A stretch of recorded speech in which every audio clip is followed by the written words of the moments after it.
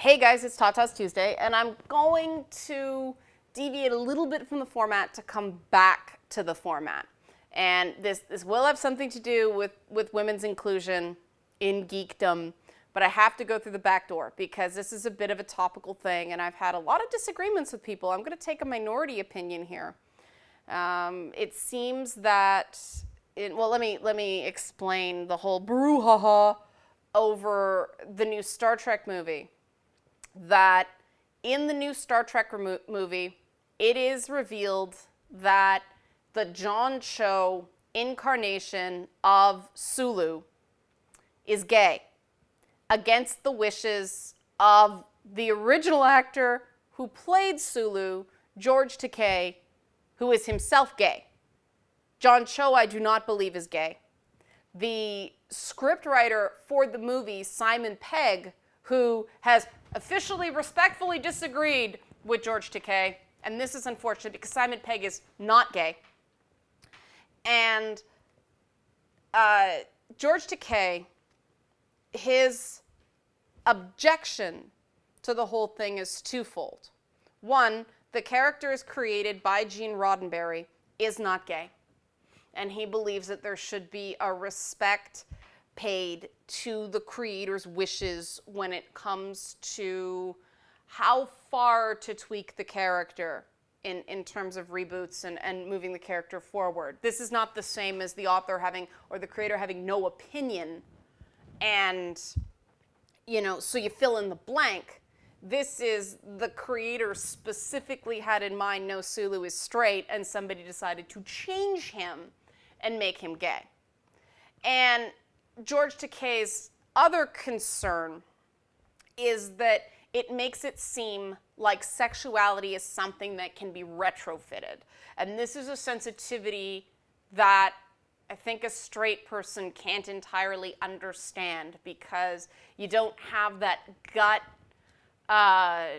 response to the implication that, oh, you can just not act on being gay, or you can be cured of being gay. Now, most people know that you can't cure being gay because being gay isn't a disease. But I think some respect has to be paid to older gay people like George Takei, who, let's face it, he was an actor who knew he was gay in a time where you couldn't be openly gay in Hollywood. It's not like the way things are for Zachary Quinto now, who plays Spock in the new film, who is straight.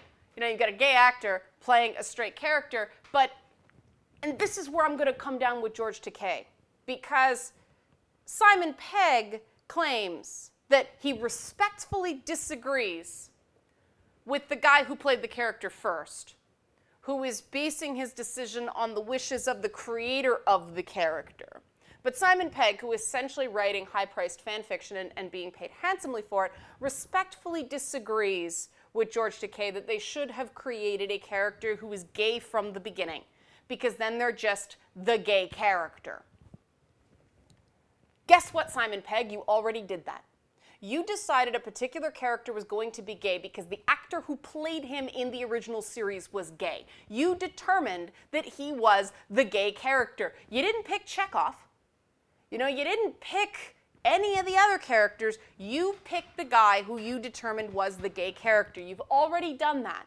This Sulu is now going to be the gay Sulu. Why? Because this is the thing that distinguishes him from the original Sulu. And you did it in a misguided homage attempt to the actor who played him, who didn't want you to do it in the first place.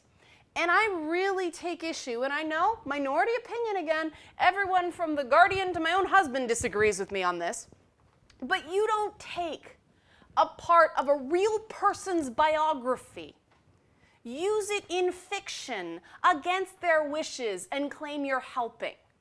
Because of this, and yes, I'm being very passionate about this, and here's why. This is how we dovetail back into women's issues, because we've seen this before, haven't we? We've seen this in comics with characters having their race swapped or their gender changed. The infamous one is the female Thor, which got everybody upset because of the way Marvel handled it. It's not Lady Thor, it's Thor, she is no one else. And that turned out to be a lie.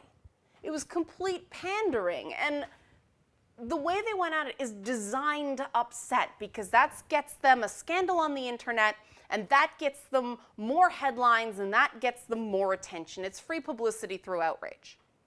We see this over and over and over again. We see this in the female Ghostbusters, that they're telling the same damn story beats with Slimer and the Stay Puft Marshmallow Man, just with 4 women. And it wasn't, we're adding women to Ghostbusters and they're going to be their own people. It's, no, this is the all-female Ghostbusters and nothing else ever happened. That was me pounding my fist. And what happens? Outrage, freakouts, screaming, people just losing it. Because you're not just adding, you're paving over previous continuity. You are retelling stories for a new generation who hasn't seen the old content. Because a lot of millennials have never seen the original Ghostbusters. A lot of millennials, never picked up a Thor comic before the movie came out, and now they pick up a Thor comic, and this isn't Chris Hemsworth. But with, Ghostbusters especially, I understand the feeling, because, hey, I'd love to see women in Ghostbusters. I mean, that would have been my dream as a kid. I made my own Slimer. The idea that if I could work with Ghostbusters, but I don't want to replace Ghostbusters. And even I get angry at this idea that Ghostbusters was a masterwork of big screen comedy. And to retell it it is inherently disrespectful. When you go back and start doing over old movies, it is inherently disrespectful no matter how much you want to cover it up. I say this as a creator. And I mean, George Takei is going to understand this, because as a gay man, he had to work to play the character as straight. And even though that was allegedly never manifested, it matters. It matters as an actor. You play things differently. If there's a scene and you want to do a little bit of improv, and hey, there were a lot of really pretty ladies on Star Trek, and there were times that Sulu was just kind of like, and he got this little bemused smile. Like, he was looking, he was being subtle about looking, but he was looking. So it's not fair to say that Sulu's sexuality was never relevant. It very much was in George Takei's performance, because he wasn't checking Kirk and Spock out on the sly that way. And, now you've just discovered I've been outed as a hardcore original Star Trek series fan. Yes, I love that show. The original Star Trek series was ahead of its time in terms of diversity of casting along the lines of race. It wasn't so great when it came to the depictions of women. Yes, we have Lieutenant Uhura, but again, that was more of a race thing. That wasn't so much a woman thing, because she was the only woman, on that bridge. And you could say, well, she was the only black person on the bridge too. Yeah, but there was an Asian person and like somebody from the other side of the Cold War on that bridge too. She wasn't the only other on the bridge in terms of race. She was the only woman. And we know what other women were in Star Trek. They were Kirk's fling of the week. And this matters. Star Trek wasn't so great, and apparently they talk in these articles that it was because Roddenberry thought he had already pushed the envelope really hard when it came to race. If he pushed the envelope regarding other things, because him and Takei apparently talked about introducing characters that weren't straight, and Roddenberry apparently thought that if he pushed the envelope anymore, they wouldn't be on the air. And so he did as much as he could at the time. I appreciate what they're saying about not wanting it to be just the character, a character who was created to be gay. But that is giving short shrift to the importance of creating new characters in an existing universe. And I know there's this big dread about the Mary Sue phenomenon, which is another reason why I wanted to talk about this on Tatas Tuesday because male self-inserts don't get called out nearly as much, and they're all over the place. But this idea that if you create a new character who is gay, the character's created to be gay. And this is derivative creative process. I mean, just don't do that. If you want to make a character, you want to make a character who is gay, make sure they're not just gay. Be a good writer. Don't do that. And so that's why I think this, if we created a new character, he'd just be the gay character. I think this happened anyway. Like I said, this is going to be the gay Sulu. And I think this is a bit of a cop-out. I think this was a studio decision. I think they thought it would generate some press. And I think very much that the writers get Stockholm Syndrome on these big projects. And they get convinced of things that actually don't make any sense if you sit back and listen to it. If you've never been in the process, it's hard to understand the power that directors and studios have over actors and writers. And it's the frog in the boiling water. They don't realize what they're saying doesn't make any sense. Because we have a long track record of new Star Trek characters being created and people accepting them in their own way. This idea, oh no, you can't create another Star Trek character. I mean, God, Kirstie Alley's character in The Wrath of Khan, people don't see her as, oh, she was just created to be a female character. She probably was. Kirk's son is obviously there. Oh, he was just created to be Kirk's son. You jump to the original, you jump to Next Generation. Oh, Picard was just created to be the bald captain. Like, come on. There is a need to create new characters, to keep properties fresh. You do have to start creating instead of replicating at some point. I mean, look at the new Star Wars cast. Star Wars created new characters in every incarnation. In Empire Strikes Back, we got Yoda. Yoda was not in the first Star Wars film. A lot of people forget that because now he's just synonymous with it. He was a good addition. In Return of the Jedi, we got Jabba the Hutt. That, yes, was supposed to be in episode 4, but reasons. Things got created and things got added. And this is why I think that Star Wars endured. And Star Trek has had a bumpier ride. Because they are too fixated on that original series as being something they constantly have to fight against. Instead of just going, we're going to take that and we're going to use it as a foundation and we're going to add. And I mean, okay, episode 8, The Force Awakens, not everybody is crazy about all the new additions. But you might not like Rey. You might love Rey. I like Rey. But for the people who don't like Rey, they still like Poe Dameron, for instance. You may not be really crazy about Kylo Ren. Some people like Kylo Ren. Some people don't like Kylo Ren. But, you like another character. And that's why you create new characters, so people find new things they like.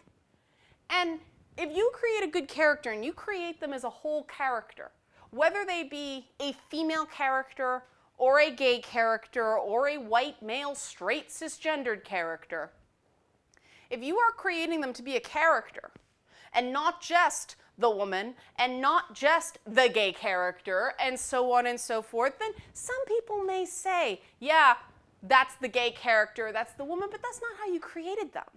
And to me, this just shows insecurity in the writing that, this writing team didn't think they could create a new character who was gay from the start without them being a gay character.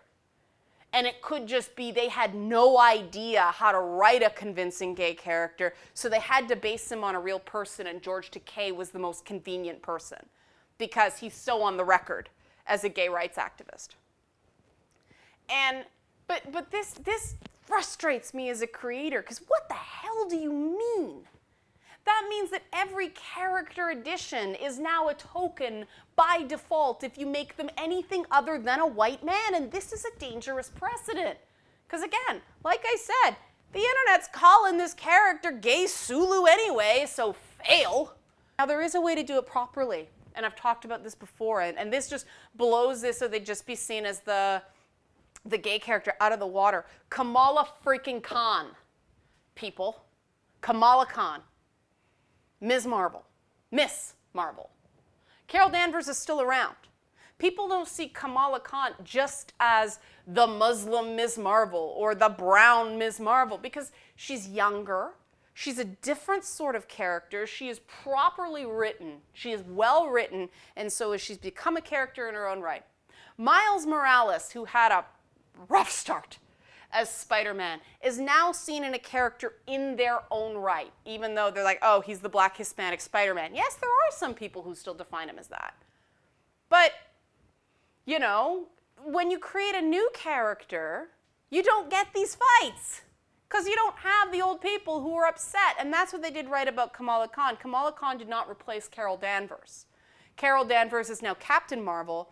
Kamala Khan is Miss Marvel. They both exist. So both fan bases are happy. The people that wanted more inclusion in Marvel are happy because they have their character. And the people who have an attachment to Ms. Marvel, now Captain Marvel, exactly the way she was, they still have that character. That's the way to do it. And the fact that Hollywood has this idea that the exact opposite way is what people want just shows what that LA bubble is like, and that's really unfortunate. Because I think now we understand why these things are so frustrating and why we don't get new characters. They won't let people create new characters in existing universes.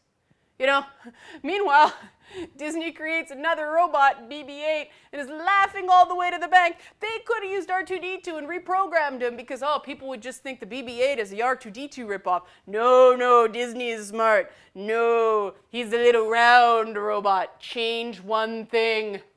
Change what, and they are laughing all the way to the bank because they know you create new characters, you create new merchandise, you create more money. This gay Sulu thing is just wrong-headed on so many levels.